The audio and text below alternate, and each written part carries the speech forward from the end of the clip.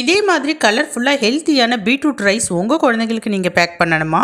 அப்போனா உங்களுக்கான வீடியோ தாங்க இது. வாங்க பார்க்கலாம். முதல்ல ஸ்டவ் ஆன் பண்ணிக்கலாம். கடாய் வச்சுக்கலாம். கடாயில் எண்ணெய் விட்டுக்கலாங்க. எண்ணெய் சூடான பிறகு கடுகு பொரிய விட்டுக்கலாம்.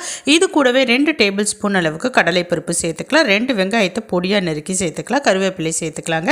இப்போ வெங்காயத்தை நல்லா வதக்கி எடுத்துக்கலாம். இது கூடவே ஒரு பெரிய சைஸ் பீட்ரூட் நல்லா ஒரு 1/4 கிலோ அளவு இருக்கிற மாதிரி கட் பண்ணி இது கூட சேர்த்துக்கலாங்க. இது கூடவே ஒரு சிட்டிகை அளவுக்கு மஞ்சள் தூள் சேர்த்துக்கலாம். 1 ஸ்பூன் அளவுக்கு குழம்பு மிளகாய் தூள் சேர்த்து நல்லா கலரி எடுத்துக்கலாங்க. கூட உப்பு சேர்த்துக்குங்க. இப்போ நல்லா கலர்ன பிறகு தண்ணி விட்டுக்கலாம் வேகிற அளவுக்கு. இப்போ இந்த தண்ணி நல்லா வற்றி பீட்ரூட் வெந்த பிறகு கடைசியாக ஒரு கைப்பிடி அளவுக்கு துருவன தேங்காவை சேர்த்திங்கன்னா சூப்பரான பீட்ரூட் பொரியல் ரெடி ஆயிடுச்சு. ஆனால் நான் சொன்னது பீட்ரூட் ரைஸ் தானேங்க.